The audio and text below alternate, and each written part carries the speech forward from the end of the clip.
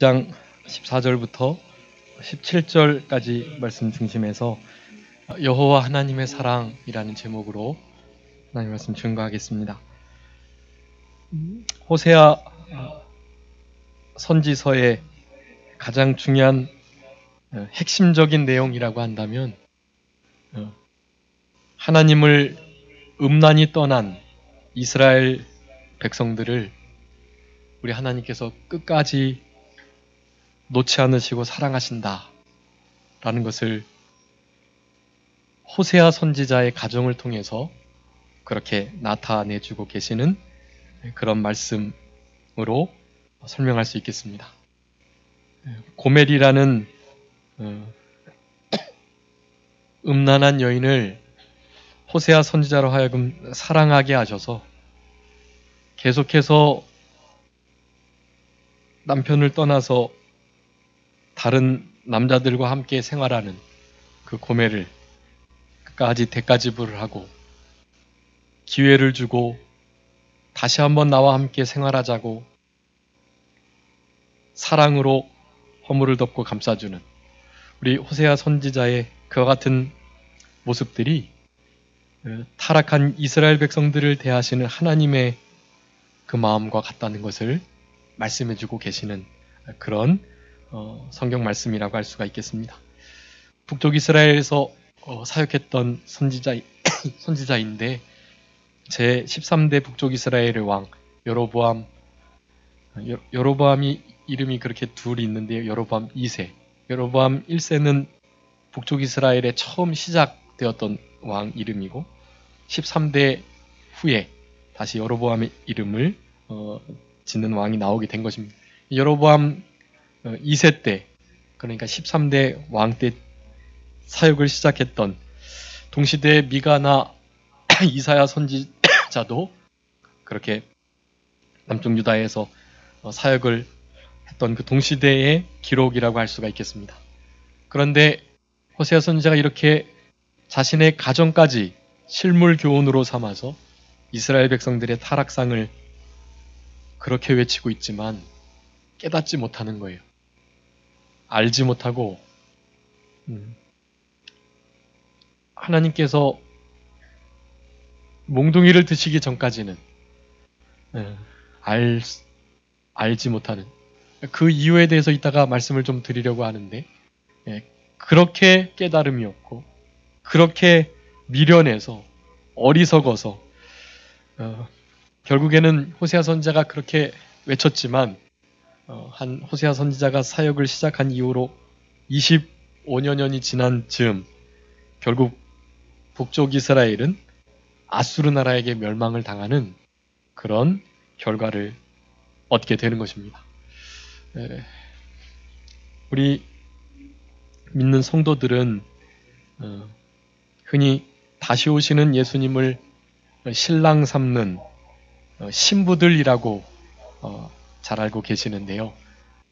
그 부부의 관계, 그 비밀이 참 크고 그 일을 통해서 결코 아내와 남편이 서로의 정조를 지키며 배반하지 않아야 할 것과 같이 우리 하나님과 우리 사이도 그러한 관계인 것을 설명해주고 계시는데 성경 전체가 우리는 오늘 본문의 말씀을 통해서 다시 한번 그와 같은 마음들을 기억하시면서 이스라엘 백성들을 향한 그렇게 간음하고 그렇게 타락하고 여전히 자기가 가고 싶은 길을 가는 그들을 향해서 한 번 더 기회를 주시고 또 용서해 주시고 한 번 더 봐주시는 그와 같은 사랑을 생각하면서 그 여호와 하나님의 사랑이 얼마나 위대한가에 대해서 기억하시고 이제는 그 사랑이 너무나 감사하고 또 그 사랑에 대한 그 은혜를 갚을 길이 없다라는 마음을 가지시고 이제 남은 때는 이제 좀 우리 남편 되시는 주님을 위하여 그렇게 살아가시는 우리 모두가 되어야 되겠습니다. 오늘 본문의 세 가지로 우리 여호와 하나님께서 우리를 사랑하시는지에 대해서 말씀해주고 계시는데 그 첫 번째 14절에 있는 말씀과 같이 계유하여서 거친 들로 데리고 가서 말로 위로하신다 라는 사랑입니다. 여기에 보면 거친 들로 데리고 가셨다, 그리고 말로 위로하셨다라고 말씀하고 계시는데, 이 말로 위로했다라는 것은 그냥 말뿐만이다 그런 의미가 아니고요. 말로 그의 모든 어려움들을 최대한 돕고 또 타이르고 어르고 그렇게 우리가 어려운 일을 당할 때 말 한마디가 생명을 살리고 큰 힘이 되잖아요. 그와 같은 의미의 말씀이라고 하겠습니다. 우리를 위로하시는 하나님, 위로하시는 사랑을 우리들에게 나타내주고 계십니다. 여기 계유하다라는 말씀은 이렇게 이끌다라는 의미인데요. 어디로 이끄셨다고 말씀합니까? 거친 들로 이끌었다라고 말씀합니다. 왜 좋은 장소로 이동해야 되는데 거친 들로 인도를 하시나? 여러분, 이것이 우리 하나님의 사랑의 또 다른 모습이라는 것을 오늘 본문의 말씀을 통해서 분명하게 기억하셔야 되겠습니다. 여기 거친 들이라는 것을 원어적으로 보면 한마디로 광야라는 뜻이에요. 광야. 광야. 이스라엘 백성들에게는 광야가 사실은 큰 의미를 갖습니다. 결코 절망스럽기만 한 단어는 아니에요. 애굽에서 출애굽했을 때 바로 맞닥뜨린 곳이 광야였습니다. 근데 그 광야는 어땠습니까? 거기에 부족함이 있었습니까? 없었습니다. 물론 이 애굽 땅에서의 고기와 부추, 양파, 마음껏 먹을 수 있는 떡, 그리고 애굽의 그 세상적인 풍요로움의 문화들, 사실은 그런 것들이 생각이 나서 다시 글로 돌아가려고 하는 그런 마음은 있었지만 결코 부족함이 있어서 글로 돌아가려고 하지는 않았다라는 사실입니다. 물론 부족한 것이 보이는 듯 하는 일들이 있었습니다. 그럴 때마다 우리 하나님께서 그 모든 부족함과 필요들을 채워주셨던 것이에요. 이스라엘 백성들에게 광야는 우리 하나님과 처음 언약을 맺었던 곳이기도 하고 율법을 받았던 곳이기도 하고, 그리고 그 광야 속에서 살아계신 하나님을 경험하며 하나님이 얼마나 두려운 분이신가를 체험적으로 깨달았던 너무나 좋은 신앙의 장소라는 것입니다. 사실은 그런 의미에서 광야로 거친 들로 데려가셨다라는 의미입니다. 그곳에 가야만 세상 소리에 귀 기울이지 않고 다른 데 관심 가지지 않고 그곳에서 유일하게 믿고 의지하고 따를 바로 그 여호와 하나님께만이 귀를 기울일 수 있는 상태가 되기 때문에 그렇다라는 것입니다. 여러분, 우리를 하나님께서 가끔 이렇게 광야로 이끄시는 때가 있습니다. 척박한 곳, 너무나 환경이 어려워서 사람으로서 아무런 일도 할 수 없는 바로 그곳, 여러분, 그곳으로 인도하는 것도 하나님의 사랑이라는 사실을 아셔야 되겠습니다. 혹시 그런 중에 계시다면 죽으라고 절망해서 망하라고 거기다가 두신 거 아니라는 사실을 먼저 기억하시고 그곳에 두시고 우리의 귀를 하나님께만 기울이게 하셔서 하나님께서 하나님의 그 위대하신 사랑의 말씀으로 위로하시려고 그곳에 두셨다라는 사실들을 기억하시면서 그 광야의 때를 믿음으로 잘 통과하는 그런 우리들이 되어야 되겠습니다. 여러분, 복음성가 광야라는 복음성가 아시는지 모르겠어요. 그 광야라는 그 복음성가를 이렇게 가사를 보면 거기에 후렴의 그 후렴구를 계속해서 반복합니다. 주님만 내 도움 되시는 곳, 주님 내 빛이 되시는 곳, 주님만 내 친구 되시고 주님의 손 놓고는 단 하루도 살 수 없는 곳이라는 표현을 쓰고 있습니다. 주님의 손을 잡고 많이 살아갈 수 있는 곳, 그것을 광야라고 일컫는 것인데요.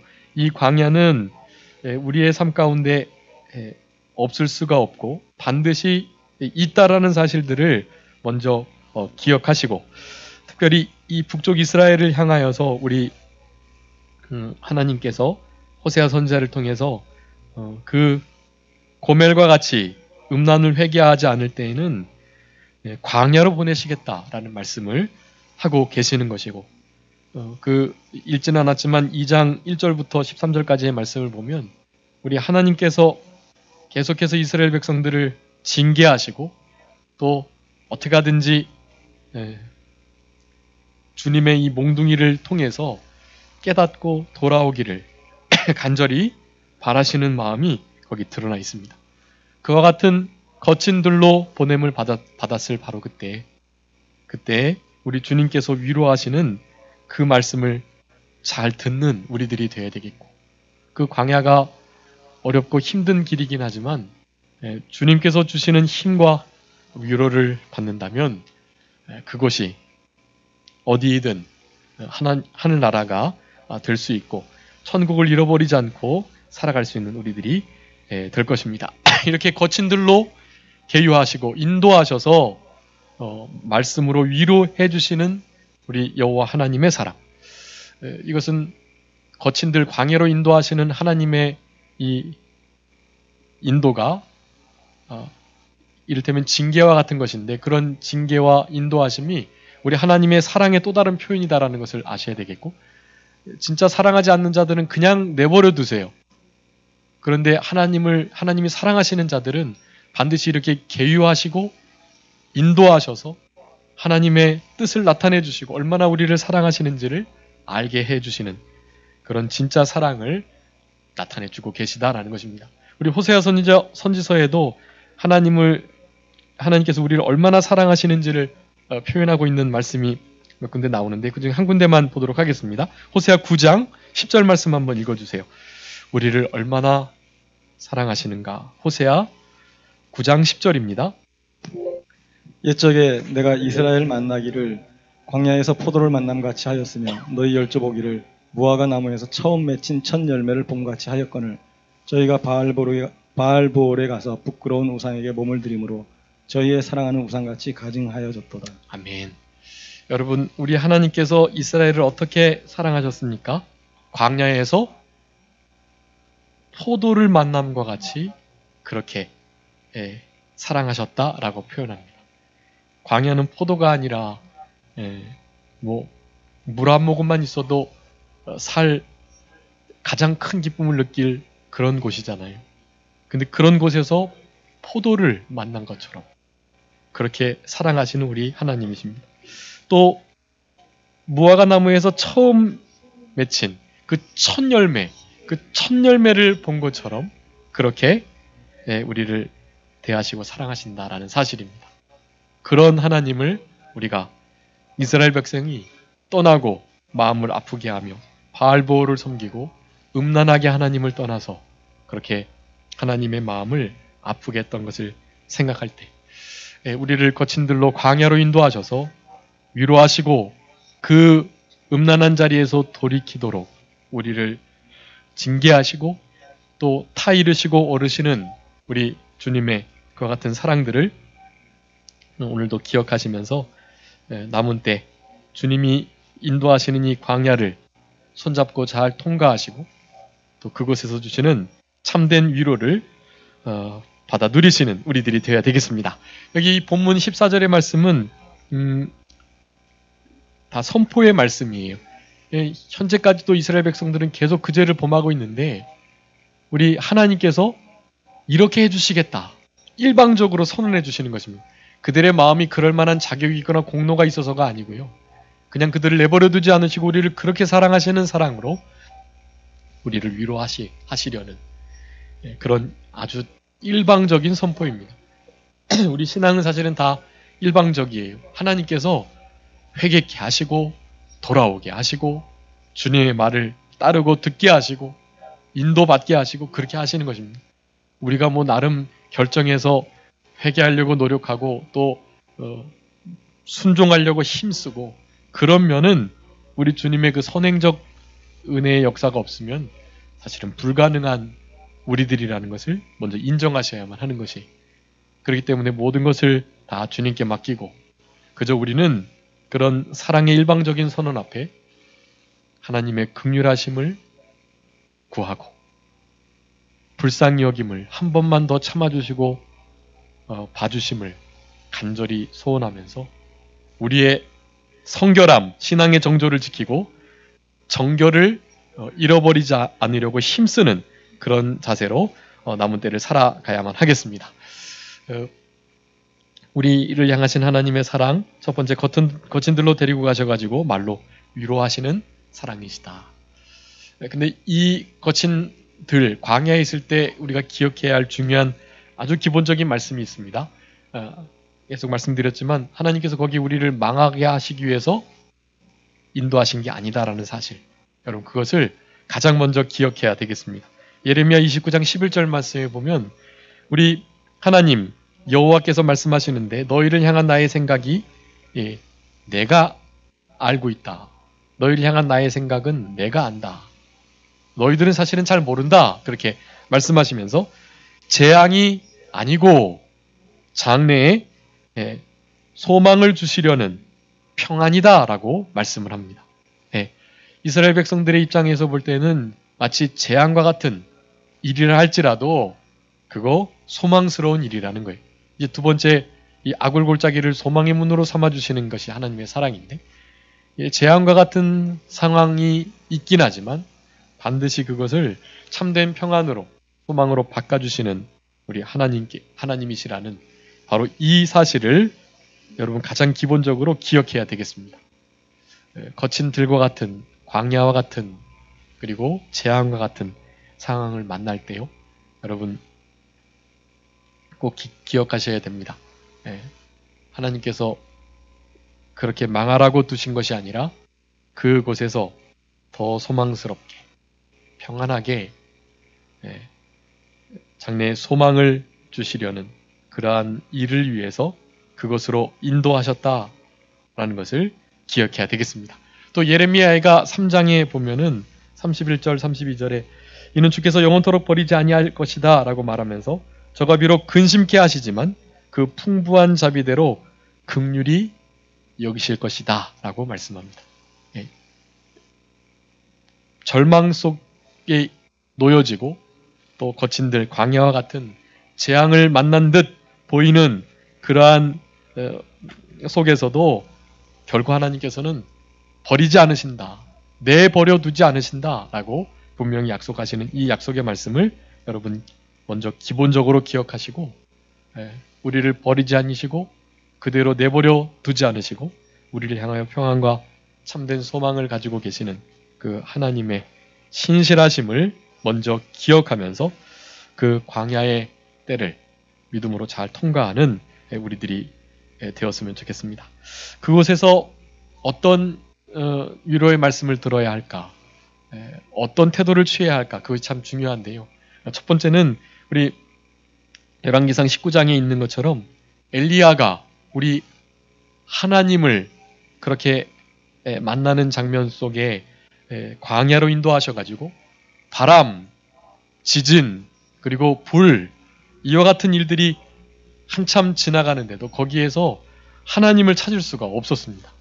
그런데 바람과 지진과 불이 다 지나간 다음에 세미한 음성이 들렸다라고 말씀합니다.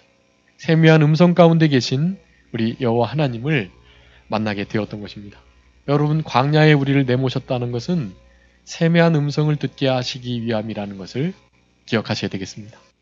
하나님께 귀 기울이도록 고난과 재앙과 또 광야의 때를 주시는 것이다 라는 것입니다. 그 C.S. 루이스라는 기독교 변증가가 인간의 고통에 대해서 사고하면서 이 고통 이거 크기를 뭐 어떻게 절대적으로 잴 수 없고 다 나름 모든 고통을 가지고 살아가게 될 수밖에 없는데 그와 같은 고통은 우리 하나님 아버지의 확성기와 같다 그런 말을 했습니다. 세상에 빠져서 듣지 못하고 귀 기울이지 아니하고 하나님의 뜻에 대해서는 전혀 관심 가지고 살아가지 않는 그들에게 고통의 시간을 주어서 광야의 거친 들의 과정을 통과하게 통과하게끔 하셔서 하나님의 그 소리에 귀 기울이도록 하신다라는 사실입니다. 그러니까 고통을 당하실 때 하나님의 그 세미한 음성에 귀 기울이시는 그런 시간으로 그와 같은 어려움, 고난의 때를 삼으시는 우리들이 되어야 되겠습니다. 그리고 두 번째, 우리 고린도후서 1장 9절에 사도 바울의 고백과 같이 우리 마음에 사형 선고를 받은 줄 알았는데 이는 우리로 자기를 의뢰하지 말고 오직 죽은 자들을 다시 살리시는 하나님만 의뢰하게 하심이다 라고 고백을 합니다. 사도 바울이 얼마나 많은 고난을 당했는지를 고린도후서 1장에서 잘 나타내고 있는데요. 그런 위로를 당할 때는 마치 사형 선고를 받은 것처럼 절망스러웠지만 그 고통을 당하게 하시는 것은 그 모든 고통을 이겨내게 하시고 위로하시는 모든 위로의 하나님을 알게 하고 그 위로의 하나님으로 받은 위로를 또 다른 고통 중에 있는 다른 지체들을 위로케 하시는 일에 사용하시려고 우리를 사형 선고와 같은 어려운 중에 고난 중에 두신다라고 말하는 것입니다. 자기의 힘, 능력, 자녀, 건강, 물질 이런 거 의지하지 않고 오직 하나님만을 의뢰케 하시기 위해서 고난을 주신다라는 것이에요. 여러분, 우리가 광야에 계실 때는 누구만을 붙드셔야 되겠습니까? 네, 하나님만을, 하나님의 말씀만을, 하나님의 뜻만을 찾고 붙드시는, 의뢰하시는 그런 우리들이 되어야만 하는 것입니다. 그런 믿음을 우리에게 주시고자 광야와 어려움을 주시는 거예요. 하나님의 사랑의 또 다른 표현이라는 사실을 우리 알아야 되겠습니다. 마지막으로 이 신명기 8장 16절에 나온 것처럼 사실은 마침내 복 주시기 위해서 우리를 광야에 두신다라는 것을 기억하셔야 되겠습니다. 신명기 8장 16절 한번 읽어봐 주세요. 신명기 8장 16절.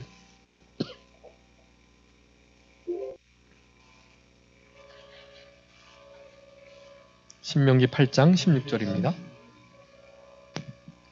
내 열조도 알지 못하던 만나를 광야에서 내게 먹이셨나니 이는 다 너를 낮추시며 너를 시험하사 마침내 내게 복을 주려 하심이었느니라. 아멘.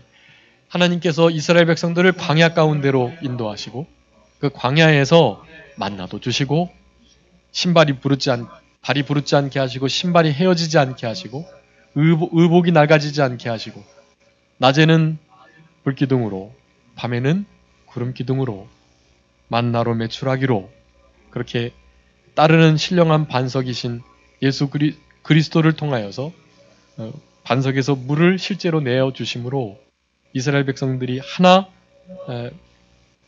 필요가 부족함이 없도록 늘 채워주시는 역사를 해주시는 그와 같은 은혜 속에서 광야 생활을 하였는데 그럼에도 광야가 어쨌든 어려운 곳이기에 힘들고 아픔이 고통이 있지만 그런 모든 것들 결국에는 이스라엘 백성들을 낮추시고 하나님의 말씀과 명령을 시험하나 그리하지 않나 점검하시면서 결국에 마침내 어떻게 해주시려고요? 마침내 복 주시려고 광야 가운데로 인도하셨다라고 분명히 말씀해주고 계십니다. 그러니까 우리를 버리지 아니하시고 우리를 향한 생각이 재앙이 아니라는 기본적인 생각을 가지시고 하나님만을 전적으로 의지하시고 또 세미한 음성을 들으시고 그리고 그 과정을 믿음으로 잘 통과하기만 한다면 마침내 복 주실 것이라는 확신을 가지시고 광야 거친 들과 같은 어려움의 고난의 때를 슬픔과 아픔과 눈물의 고통의 때를 그렇게 주님 손잡고 주님 손 놓고는 결코 한순간도 살 수 없는 그 광야 같은 곳을 100점으로 잘 통과하시는 우리들이 되어야 되겠습니다. 그와 같은 믿음을 잘 갖는 자들, 여호와 하나님의 사랑을 제대로 깨닫고 살아가는 자들이다라고 할 수가 있겠습니다. 두 번째로 하나님 여호와의 사랑은 아골골짜기로 소망의 문을 삼아 주시는 그런 사랑입니다. 우리를 번영의 자리로 다시 한번 회복시켜 주시겠다는 약속의 말씀인 것입니다. 15절에 보면 거기서 비로소 저의 포도원을 주시겠다. 이 포도원은 우리 하나님께서 이스라엘 백성들을 상징하는 단어들로 그리고 그의 기업으로 주시는 그런 것을 의미하는 것인데요. 그 기업을 참된 번영의 때를 허락해 주시겠노라. 라고 약속을 해주시는 것이고, 그러면서 아골골짜기로 소망의 문을 삼아주시는 것이라고 표현을 합니다. 아골골짜기는 우리가 잘 아는 것처럼 우리 여호수아 시대에 여리고성을 점령할 때 아간이 결코 취하지 말라고 했던, 하나님께 드려져야만 했던 그러한 것들을 아간이 훔쳐 내므로 말미암아서 그 다음 성 아이성에서 큰 고통을 당했던 그 사건 이후에 그렇게 나타난 일이었습니다. 아간과 그의 모든 가족들을, 그가 훔친 그 물건들을 함께 매장해 버렸던 바로 그곳을 아골이라고 불렀고, 그 아골골짜기, 하나님의 저주가 있는 곳, 심판의 장소, 번민이 있는 곳, 고통과 괴로움이 있는 곳이라는 표현인 것입니다. 근데 그와 같은 가장 절망스러운 자리를 어떤 것으로 삼아주시겠다고요? 소망의 문으로 삼아주시겠다. 그러니까 그 아골골짜기 자체가 소망으로 통과하는 문의 역할을 하고, 그 과정을 거치지 않으면 소망을 볼 수 없게끔 해주시겠다라는 의미인 것입니다. 그러니까 반드시 있어야 할 것, 그리고 그 아골골짜기로 통과하지 않으면 소망을 볼 수 없는 그러한 사랑을 깨닫게 해주시겠다라는 말씀을 해주시는 것입니다. 그러면서 애굽 땅에서 올라오던 날과 같이, 어렸을 때와 같이 그렇게 대하게 하겠다라고 말씀합니다. 여러분, 애굽 땅에서 올라올 때라는 사실은 애굽에 종살이 하던 곳으로부터 해방시켜 주셨다는 의미잖아요. 그때 이스라엘 백성들이 얼마나 기뻐했고 얼마나 감사하는 마음으로 출애굽을 했었잖아요. 그와 같은 태도로, 그 처음 사랑으로 우리 하나님을 대하게 해주시겠다라는 것을 말하는 것입니다. 우리도 애굽에서 건진받은 자들과 마찬가지인데요. 죄, 마귀, 사망, 지옥의 권세, 또 이 세상의 모든 풍조와 불순종 아들들 가운데서 역사하는 그 악한 사탄의 세력들로부터 우리를 해방시켜 주셨다는 것입니다. 그런 해방을 받은 우리들, 그런 우리들에게 아골골짜기와 같은 것을 소망의 문으로 삼게 해주시겠다라고 말씀하면서, 우리 이사야서 65장에서도 이사야 선지자도 이 아골골짜기가 솥대에 눕는 곳이 되게 해주시겠다, 그렇게 소망스러운 회복의 말씀을 해 주셨던 것입니다. 고통과 괴로움과 번민과 눈물과 아픔, 이와 같은 절망스러운 자리를 가장 소망스러운 곳으로, 소망의 시작이 되는 곳으로 삼아주시겠다는 이 말씀이 여호와 하나님께서 우리를 얼마나 사랑하시는지를 우리들에게 말씀해주고 계시는 것이다 라고 하겠습니다. 여러분, 혹시 지금 아골골짜기와 같은 어려움을 당하실 수 있는데요, 그곳이 곧 소망의 문이 된다라는 사실들을 기억하면서 하나님의 사랑을, 하나님의 도우심을 전적으로 의지하시면서 그 모든 광야와 같은, 또 아골골짜기와 같은 어려움을 잘 이겨나가시는 우리 모두가 되어야 되겠습니다.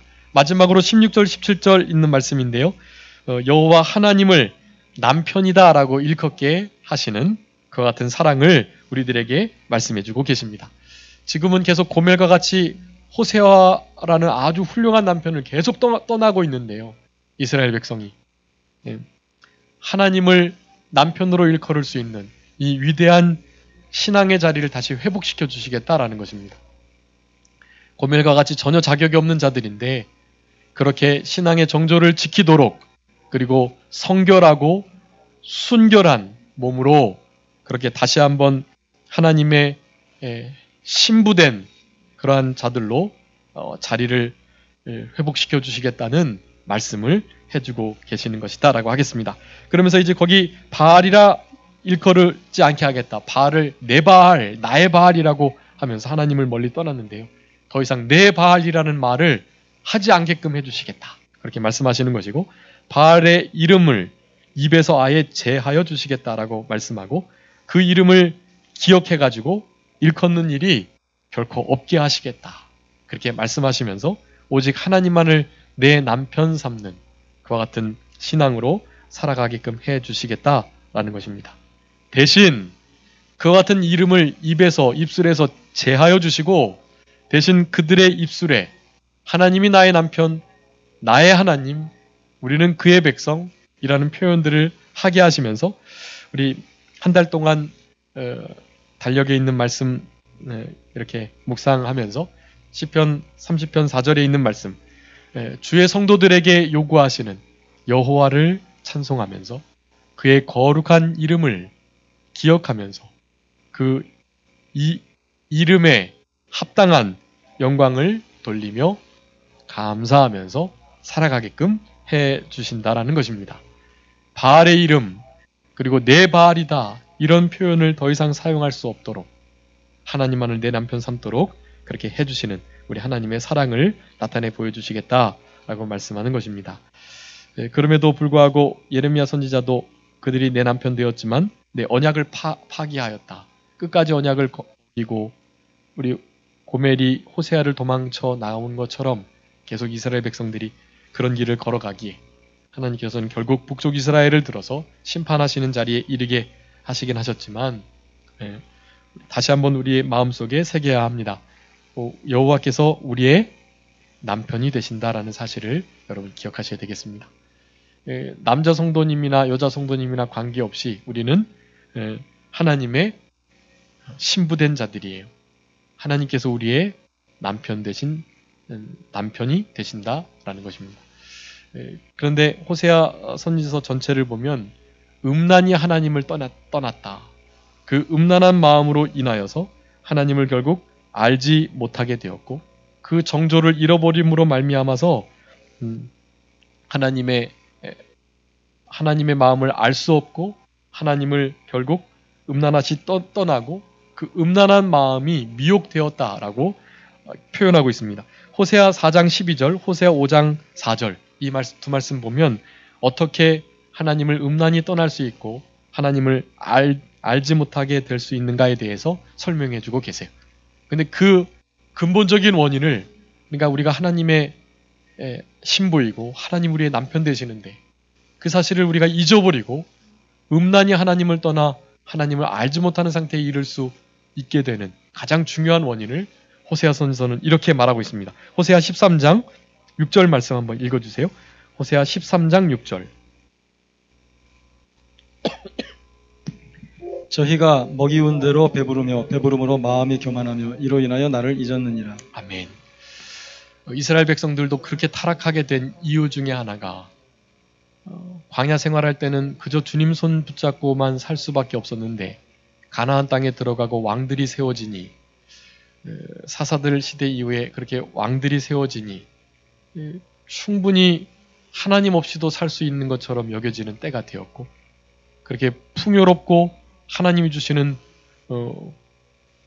풍부함, 그 부요함, 전쟁에서 늘 승리케 하시고 하나님의 굳이 어떤 도우심 없이도 만나 없이도 불기둥 구름기둥 없이도 추위와 더위를 이겨낼 수 있는 양식들이 풍족하게 거두어져서 주님이 그저 만나 주시지 않아도 그 만나로 살았는데 만나 없이도 살 수 있는 그런 시대가 되니 그 배부름으로 인하여 마음이 교만해졌다라는 것입니다. 여러분 이것을 잘 기억하셔야 돼요. 배부름 그리고 배부름으로 말미암는 교만, 이것이 너무나 이 부패한 육신을 가진 이들에게 당연히 이렇게 오는 수순이에요.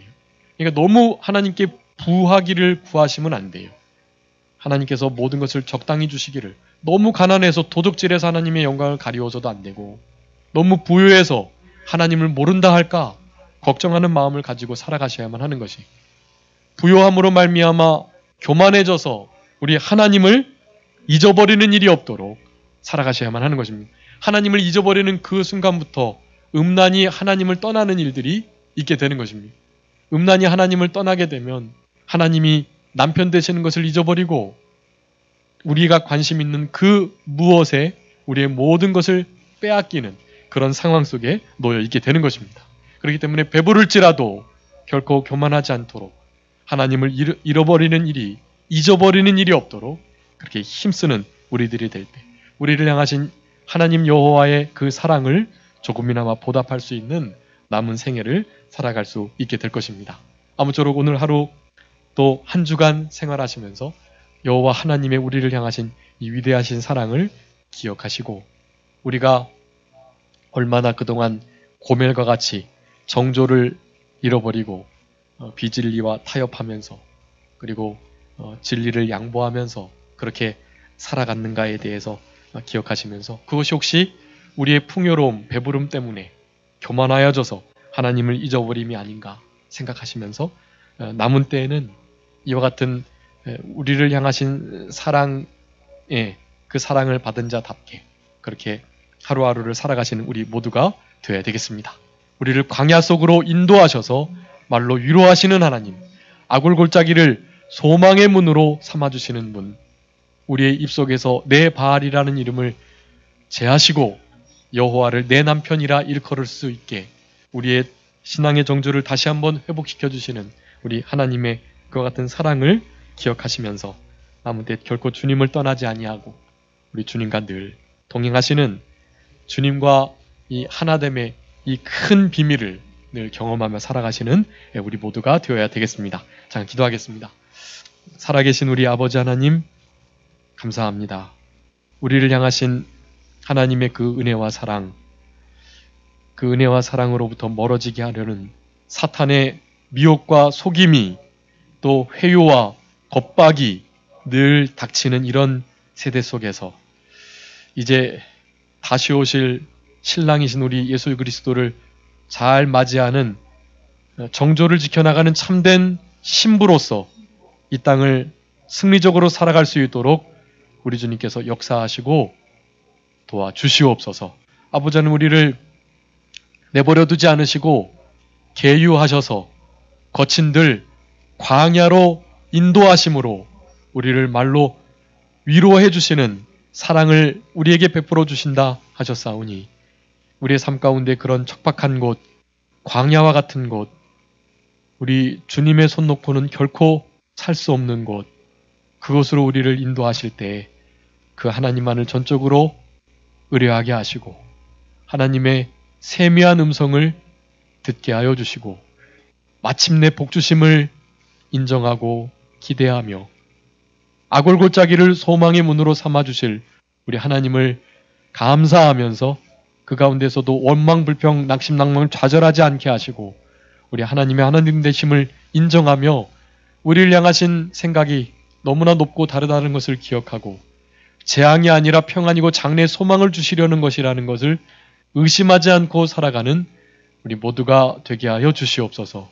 우리의 신앙의 정조를 잃어버리지 않게 하시고 하나님만을 최고로 전적으로 사랑하는 우리들이 되게 하여 주셔서 우리가 하나님을 우리의 남편이라 일컬음에 부족함이 없도록 그렇게 마땅한 신부로 잘 준비되는 그런 우리 모두가 되게 하여 주시옵소서. 아버지 하나님 우리 예수님 다시 오실 날이 얼마 남지 않았는데 그 재림이 있기 전 큰 전무후무한 환난의 때가 있다고 하셨사오니 그 환난의 때를 이와 같은 여호와 하나님의 사랑을 가지고 믿음을 가지고 잘 통과할 수 있는 우리 모두가 되게 해주시기를 간절히 바라옵고 이 순간에도 너무나 절망스러운 그런 상황 가운데 있는 우리 성도님들 계시오니 우리 아버지 하나님께서 같이 하시고 말씀으로 위로하시고 생명 살려주시는 역사로 구원해 주시기를 간절히 바라옵고 혹 그리 아니하실지라도 우리 아버지 하나님을 향한 사랑과 신뢰를 잃어버리지 않도록 우리 주님께서 능력으로 역사하시고 위로해 주시기를 간절히 바라옵고 남은 모든 주의 날도 우리 주님을 사랑하는 마음으로 믿음으로 잘 보낼 수 있도록 주님께서 성령으로 역사하여 주시옵소서. 감사하옵고 예수님의 이름으로 기도 올리옵나이다. 아멘. 찬송하시겠습니다. 찬송가